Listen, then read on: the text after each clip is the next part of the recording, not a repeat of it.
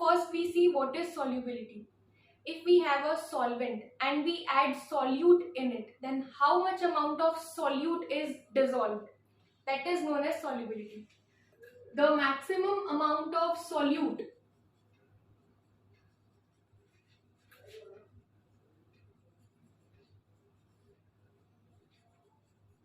is dissolved in a given amount of solvent. Given amount of solvent. अगर हमारे पास में कोई सॉल्वेंट है तो सॉल्वेंट के अंदर कितना अमाउंट में सॉल्यूट डिसॉल्व हो पा रहा है, that is known as solubility. And in this chapter we study about solubility of solid in a liquid, कि लिक्विड के अंदर जब हम किसी सॉलिड को डालते हैं तो उसकी सॉल्युबिलिटी कैसी है, कब वो डिसॉल्व होगा, कब वो डिसॉल्व नहीं होगा, कौन कौन से फैक्टर इसको अफेक्ट करते हैं, हम लोग उनको डिस्कस करेंगे. और solubility of gas in a liquid, कि गैस की सॉल्युबिलिटी कैसी है किसी भी लिक्विड के अंदर. So first we see solubility of solid in a liquid.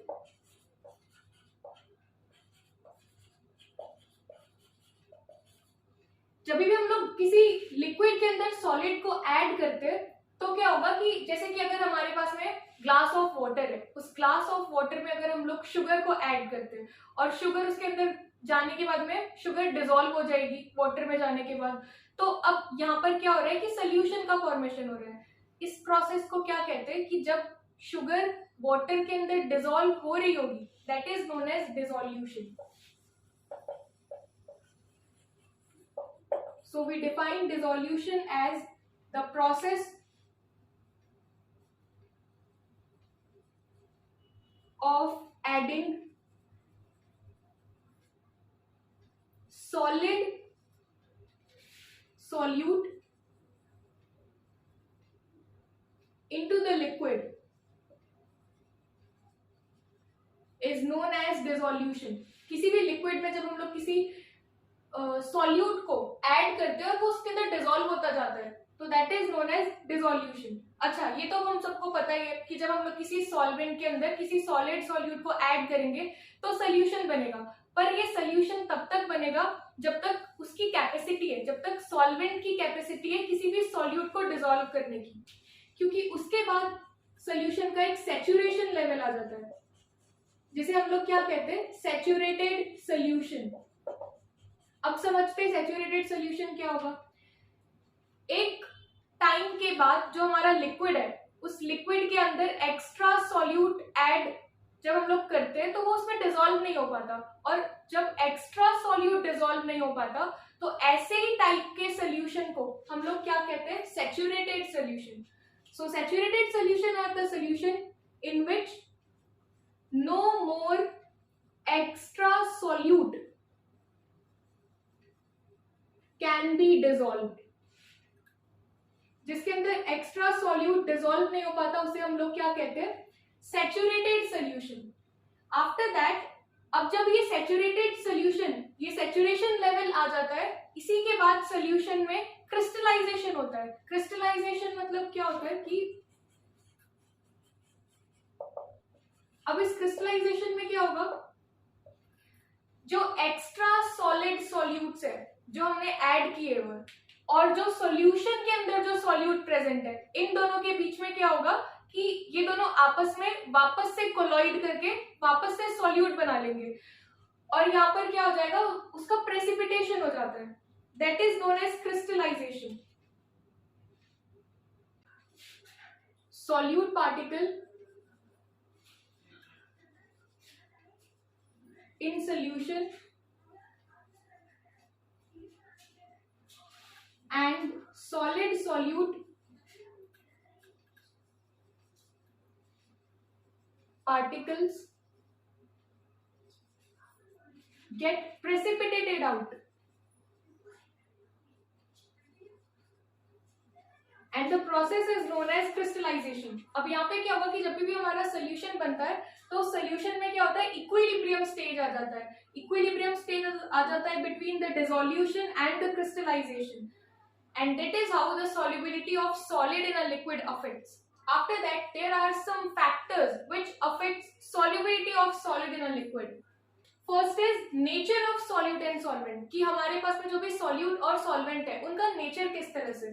So it depends upon the basic rule which is like dissolves like. Like dissolves like का मतलब क्या होता है कि हमारे पास में जो कंपाउंड्स होते हैं, अब ये जो कंपाउंड्स होते हैं ये दो टाइप के हो सकते हैं, एक पोलर हो सकता है और एक नॉन पोलर हो सकता है. तो लाइक डिसॉल्व्स लाइक का मतलब क्या होगा, जो पोलर कंपाउंड रहेगा वो पोलर सॉल्वेंट में ही जाके डिसॉल्व होगा, और जो नॉन पोलर कंपाउंड रहेगा वो नॉन पोलर कंपाउंड में हम उसको डिसॉल्व करेंगे, and that is known as like dissolves like. Polar compounds are always dissolved in a polar solvent. For example, अगर हमारे पास में NaCl है, NaCl क्योंकि नेचर में पोलर होता है, तो NaCl is dissolved in a water. हम लोग इसको किस में डिसॉल्व कर सकते हैं, वाटर में डिसॉल्व कर सकते हैं, क्योंकि NaCl भी पोलर है और जो H2O है वाटर, ये भी नेचर में क्या होता है, पोलर नेचर का होता है, दोनों के ऊपर चार्जेस होते हैं. आफ्टर दैट जो नॉन पोलर कंपाउंड्स होते हैं, non polar compounds are always dissolved in अ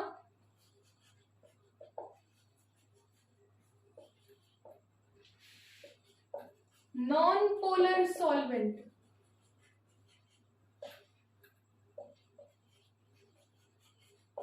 अब नॉन पोलर कंपाउंड्स क्या हो सकते हैं, जो ऑर्गेनिक कंपाउंड्स होते हैं और जो कोवेलेंट कंपाउंड्स होते हैं, जैसे कि benzene. Benzene is dissolved in toluene. अगर हम लोग यहां पर देखें कि बेंजीन को वाटर में डालेंगे तो ये डिसॉल्व नहीं हो पाएगा. क्यों? क्योंकि वाटर पोलर नेचर का है और बेंजीन नॉन पोलर नेचर का है, क्योंकि ये रूल चलता है क्या, like dissolves like. Non polar में जाके डिसॉल्व होगा एंड पोलर में जाके डिसॉल्व होगा. That is the concept of nature of solute and solvent. इस तरह से सॉल्यूट और सॉल्वेंट का नेचर सेम होना चाहिए. अगर हमारा सॉल्यूट पोलर है तो सॉल्वेंट भी पोलर होना चाहिए, और अगर हमारा सॉल्यूट नॉन पोलर है तो सॉल्वेंट भी नॉन पोलर होना चाहिए. Second factor which affect the solubility of solid in a liquid is temperature.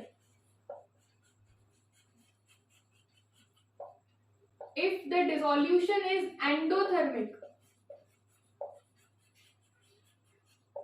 अगर डिसोल्यूशन एंडोथर्मिक है तो यहाँ पे क्या होगा, जैसे जैसे हम लोग टेम्परेचर इंक्रीज करेंगे वैसे वैसे सॉलिड की जो सॉल्युबिलिटी है वो भी क्या होते जाएगी, इंक्रीज होते जाएगी. As we increase the temperature the solubility of solid increases. And in exothermic processes if the dissolution is exothermic in nature, अगर एक्सोथर्मिक है तो हमको पता है एक्सोथर्मिक मतलब क्या होता है, जिसमें हीट रिलीज हो जाती है. तो यहाँ पे क्या होगा, जो सोल्यूशन में से जो हीट है वो रिलीज हो जाएगी, तो जिसकी वजह से क्या होगा, टेम्परेचर जब हम लोग इंक्रीज करेंगे, on increasing the temperature the solubility will decreases. This is the effect of temperature. And it's third factor is pressure. तो प्रेशर का solubility of solid in a liquid पर कोई इफेक्ट नहीं होता. तो हम लोग यहाँ पर लिख सकते हैं no effect of pressure in solubility of solid in a liquid.